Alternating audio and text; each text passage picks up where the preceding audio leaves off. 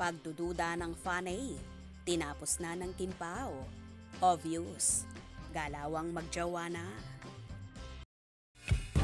I'm overheated, can hardly sleep at night, doing crazy dreaming.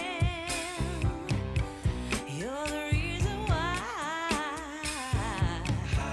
Hiding by the baby. Marami talaga ang naniniwalang more than friends na sina Kim Chiu at Paolo Avellino.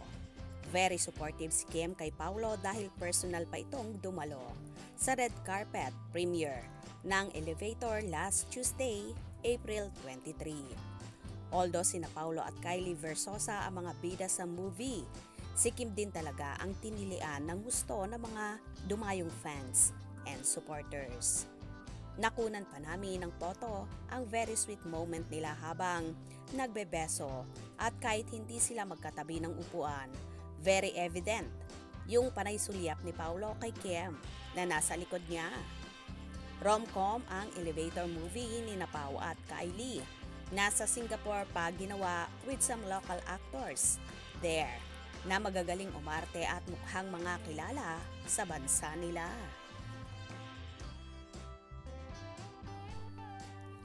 May kilig din naman ang tandem ni Pao at Kylie, pero bother lang talaga ang mga nakapanood sa tila sobrang kapayatan ng huli. May kalandian pa ang direktor sa mga kissing scene. Shots ng dalawa dahil nakanganga at nakabuka ang bibig. Talaga ang mga ito sa mga naturang eksena. Just wondering kung ano ang naisip ni Kim na kasama nilang nanood ng movie ha.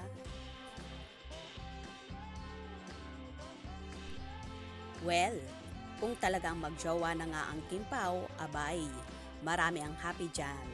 Dahil matagal na nilang inaasam-asam na mauwi sa totohanan ang dalawa na ngayon nga ay in demand sa mundo ng showbizlandia.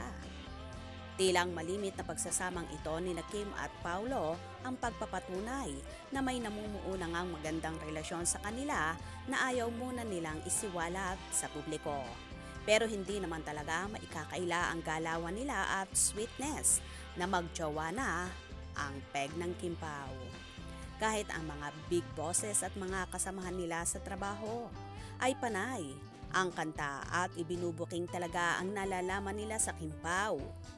Anyway, lahat naman ay masaya sa nangyayari sa buhay pag-ibig ni Kimi na halatang totally nakamove on na at in love na in love. Kita rin sa aura ng dalaga ang pagiging blooming at palaging fresh. Dahil nga ba kay Paolo? Abang-abang na lang tayo at bukod sa serye nilang ginagawa ngayon ang What's Wrong with Secretary Kim ay pinag-uusapan na nga ang gagawing movie ng Kimpao na wala pa namang idinidetalye tungkol dito. For sure pag nangyari ito ay magiging blockbuster ito at tatangkilikin ng Kimpao supporters at ng madlang people.